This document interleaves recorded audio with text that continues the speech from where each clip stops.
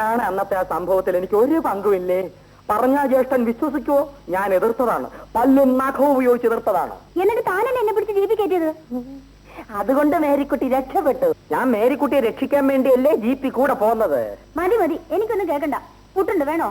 ഓ, തെറ്റിദ്ധരിക്കുന്നവരുടെ പൂട്ട് എനിക്കെന്തിനാ? വേണ്ടെങ്കിൽ വേണ്ട. ചുരുക്കി പറഞ്ഞ മോഹൻ കുഞ്ഞുമായിട്ടുള്ള കൂട്ട് വിട്ടു. ഞാൻ അന്നേ വിട്ടു. പുള്ളിക്കാരൻ ജാമ്യത്തിൽ ഇറങ്ങിയിട്ടുണ്ടല്ലോ, അത് പണത്തിന്റെ കൊഴുപ്പ്. ഈ കടുവ കാട്ടിൽ നിന്ന് നാട്ടിലോട്ട് ഇറങ്ങുന്ന എന്തിനാ? പുല്ല് തിന്നാൻ അല്ല, തന്റെ പുട്ട് തിന്നാനാ. എടോ, മനുഷ്യന്റെ ചോരയുടെ രുചി എറിഞ്ഞു പോയത് കൊണ്ട്. അതുപോലെ മോഹൻ ഒന്ന് പറഞ്ഞ് രണ്ടാമത്തേന് കത്തിയെടുത്ത് ശീലിച്ചവനാ. പക്ഷെ കുത്താനുള്ള ശത്രുക്കൾ തീർന്നുപോയി. ഇനി കണ്ണിൽ കാണുന്നവരെയൊക്കെ ഓടിച്ചിട്ട് കുത്തും. അതുകൊണ്ട് നാടിന്റെ നന്മയും പൊതുജനങ്ങളുടെ പ്രാണരക്ഷയും കരുതി ഭീകരനും കൊലയാളിയുമായ മോഹന്റെ ജാമ്യം ഉടനെ റദ്ദു ചെയ്ത് വീണ്ടും ജയിലിൽ അടപ്പിക്കണം. എന്നിട്ട് ആറി ഊറിപ്പോകാതെ ആ കൊലക്കേസ് അയാളുടെ പേരിൽ തന്നെ ചാർജ് ചെയ്ത് ശിക്ഷിപ്പിക്കാൻ വേണ്ടി നമ്മൾ പ്രക്ഷോഭണം തുടങ്ങണം. എങ്ങനെ ഇരിക്കും? കലക്കും. എങ്കിൽ മീശ കലക്കാൻ തുടങ്ങിക്കോ, ഞാനുണ്ട്. പണമുണ്ടെങ്കിൽ ഈ നാട്ടിൽ എന്തും ആകാം എന്നല്ലേ ഇതിന്റെ അർത്ഥം? അതേസമയം ബെല്ലും ബ്രേക്കുമില്ലാതെ പൂമംഗലത്തെ മോഹൻ വെളിച്ചപ്പാടുകൾ പോലെ കത്തിയുമായി നടക്കുകയാണ്. അവന്റെ നേരെ നോക്കുന്നവരെ എല്ലാം അവൻ കൊത്തും. നാട്ടുകാരെ, ഈ ഭയാനകമായ ചുറ്റുപാടിൽ നിന്നും രക്ഷപ്പെടാൻ ഒരൊറ്റ വഴിയേ ഉള്ളൂ. നിങ്ങളെല്ലാവരും ഓരോ കൊച്ചുപിച്ചാത്തി മേടിക്കണം. അതെപ്പോഴും നിങ്ങളുടെ അരഞ്ഞാണ ചരട് പോലെ നിങ്ങളുടെ അരയിലുണ്ടായിരിക്കണം. മോഹൻ കത്തിയെടുത്താൽ നിങ്ങളും കൊച്ചുപിച്ചാത്തി എടുക്കണം. ജീവനിൽ കൊതിയുള്ള മോഹൻ നിങ്ങളുടെ കത്തി കണ്ട് പേടിച്ചു വിരണ്ടോടും. നിങ്ങൾ നിർഭയരായിരിക്കണം, ചങ്കൂറ്റമുള്ളവരായിരിക്കണം.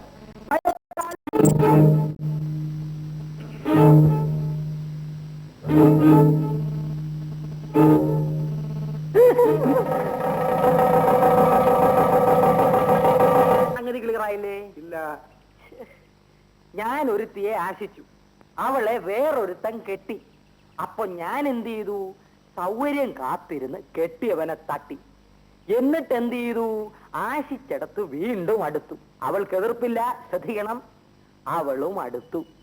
ഇതിൽ നിന്നും എന്ത് മനസ്സിലാക്കണം? മത്തായി ജ്യേഷ്ഠന് പിടികിട്ടിയോ? ഇല്ല. തന്റെ തലയിൽ എന്തുവാടോ, തേയിലച്ചണ്ടിയാണോ? എടോ, കെട്ടിയവനെ തട്ടിയതിൽ രാധികയ്ക്കും പങ്കുണ്ട്. ശരിയല്ലേ സഹോദര? ഇവളാള് പാഷാണമാണല്ലോ ഉത്തമ. അത് പിന്നെ പതുക്കെ പറയണം. രാധയ്ക്ക് പങ്കില്ലെങ്കിൽ സ്വന്തം ഭർത്താവിനെ കൊന്നവന്റെ നിഴൽ ആ പഠിക്ക വീഴാൻ അവള് സമ്മതിക്കുമോ?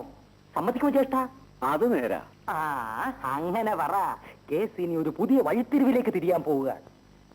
ഇനി എന്തൊക്കെ നടക്കുമെന്ന് കണ്ടോ? മേരിക്കുട്ടിയെ, പുട്ടില്ലേ? പുട്ടേ പുറത്ത് സപ്ലൈ ഇല്ല, അകത്ത് വന്നാൽ തരാം. ഞാൻ പോയി ഒരു കുറ്റി പുട്ടടിച്ചേച്ചു, ബാക്കി പറയാം.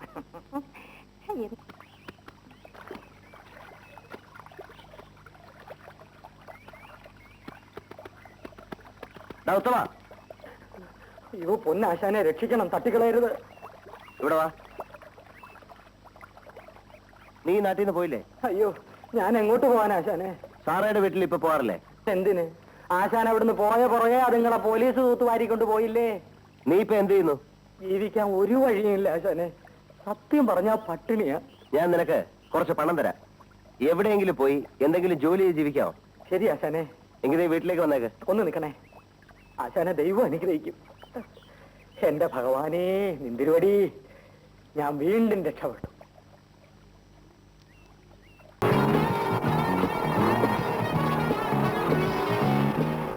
ഉത്തമ, നീ പോയി അരക്ക് പിറമ്മിങ്ങ മാറ്റം.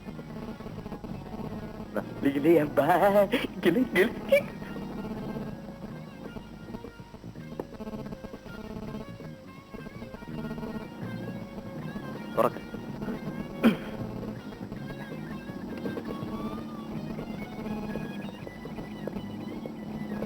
നിങ്ങൾക്ക് അകത്ത് കയറിയൊന്ന് കുടിച്ചുകൂടി? പബ്ലിക്കായിട്ട് ഇങ്ങനെ ഒന്ന് കുടിക്കുന്നത് ശരിയാണ്? പൂമംഗലത്തെ മോഹൻ പബ്ലിക്കായിട്ടേ കുടിക്കൂ, നോ സീക്രട്ട്. വിടാശാനെ, അല്ല ഇയാൾക്ക് മാറ്റി കൊടുക്കേണ്ടി വരും. കൊള്ളാവും തറവാട്ടിലെ പിള്ളേർ ഇങ്ങനെ തുടങ്ങിയാൽ എന്ത് ചെയ്യാനാ? എന്ത് ചെയ്യാനാ ആശാന, ഇങ്ങനെയൊക്കെ ആയിപ്പോയി. പോട്ടെ.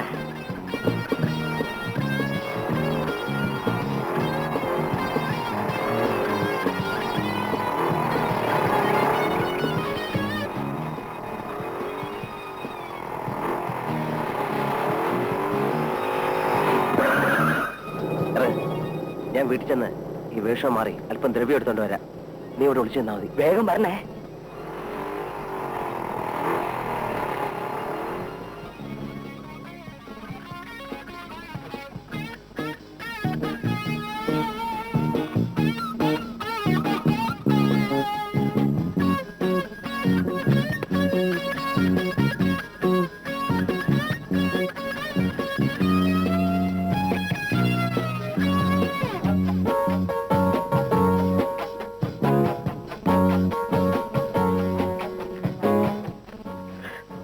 ഭഗവാനെ രക്ഷപ്പെട്ടു.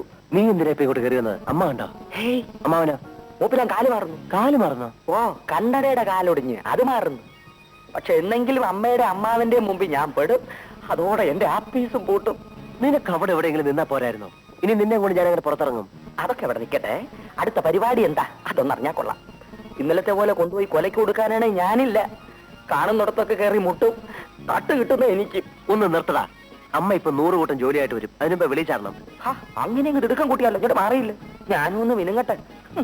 കൂട്ടത്തിൽ നടക്കുന്നോണ്ട് ഗുണമോ ഇല്ല. എന്നാത്തല്ലേ മണമെങ്കിലും ഇരുന്നോട്ടെ. അച്ഛനെ സത്യം പറയണം, ഇപ്പൊ എന്റെ മനത്തെ കുറിച്ച് എന്ത് തോന്നുന്നു? കെട്ടിപ്പിടിച്ചൊരു ഉമ്മ തരാൻ തോന്നുന്നു. എനിക്കെങ്ങും വേണ്ട. അതിനുവേണ്ടി എത്രയോ പേര് കൊതിച്ചു കിടക്കുന്നു. അവർക്കോട് ദൈവമേ.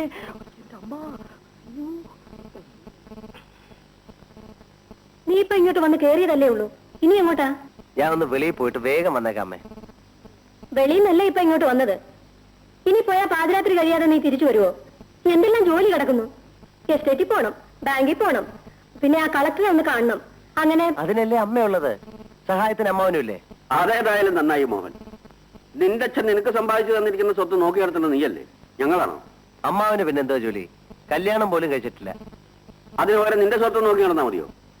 ഏതായാലും ഞങ്ങളെ സഹായിക്കാനല്ലേ അമ്മാവൻ ഇവിടെ താമസിക്കുന്നത്. ചുമ്മാ സഹായിച്ചേട്ടോ അമ്മാവാ. എങ്ങനെ ഇരിക്കുന്നു? നമ്മൾ എന്തൊക്കെ പറഞ്ഞാലും അവൻ വിചാരിക്കുന്നേ നടക്കും. അവന്റെ അച്ഛന്റെ അതേ സ്വഭാവം. നേരാ. വളരെയേറെ സ്വത്തും അതിലേറെ സ്വഭാവദോഷം ഉണ്ടായിരുന്ന ആളായിരുന്നില്ലേ അവന്റെ അച്ഛൻ? കുട്ടിക്കാലം മുതലേ അതൊക്കെ കണ്ടല്ലേ അവനും വളർന്നത്. ഇവനെ ഇനി എങ്ങനെയാ ചേട്ടാ നേരെ കൊണ്ടുവരിക? പിഴച്ചവനെ പെണ്ണിനെ കൊണ്ട് കെട്ടിക്കണമെന്നൊരു ചൊല്ലുണ്ട്. പക്ഷെ ഇവനെ കിട്ടാൻ പെണ്ണിനെ കിട്ടുമോ? അറിയാവുന്നവരാരെങ്കിലും പെണ്ണ് തരുമോ? മോഹൻ പോയില്ലേ ഇതുവരെ? ഇവനെന്തിനാ ഹോൺ അടിക്കുന്നത്? ഞാൻ ഇറങ്ങി ചെല്ലാൻ വേണ്ടിയാണേ. നീ എന്തിനാ ഇതിനകത്ത് കയറിയിരുന്നേ? ഇറങ്ങാൻ വേണ്ടി കയറിയതാണേ. Dangerous house. നീ ഉത്തമനാ ചേട്ടാ അവനെ വഷളാക്കുന്നത്. അയ്യോ, ദൈവദോഷം പറയല്ലേ. ഉത്തമം വിചാരിച്ചാ വല്ലതും നടക്കുമോ? നമ്മുടെ മോഹൻ എന്ന് പറയുന്നത് ദുർഗുണങ്ങളുടെ ഒരു സർവക.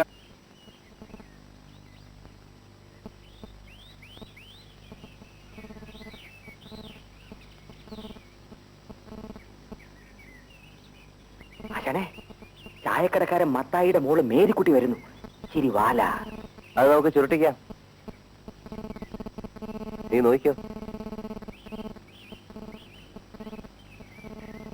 മേരിക്കുട്ടി? ഈ ഉത്തമം പറയുന്നത് ചെമ്പ് കുടമാണെന്ന്, ഞാൻ പറഞ്ഞു മൺകുടമാണെന്ന്. നീ നോക്കിയോ? എങ്ങനെയിരിക്കുന്നു? ഓ, മൺകുടം തന്നെ, മൺകുടം തന്നെ. എന്നാലും കുടം പൊട്ടിക്കണ്ടായിരുന്നു ആശാൻ. പോട്ടെ മേരിക്കുട്ടി, ക്ഷമിച്ചു കള. ആശാൻ കണ്ണടച്ച് തിരിഞ്ഞു നിന്നോ. മേരിക്കുട്ടി, അതെല്ലാം ഉരിഞ്ഞിട്ടാ ഞാൻ പിഴിഞ്ഞു തരാം. അമ്മയോട് പറഞ്ഞാൽ മതി. വീട്ടിൽ ഇരിക്കുന്നവരെ പറഞ്ഞോടല്ലോ. ഓട്ടെ ആശാനെ. പരാക്രമം സ്ത്രീകളിലല്ല വേണ്ടത്. നീ പോവണ്ണേ. നാറികള്.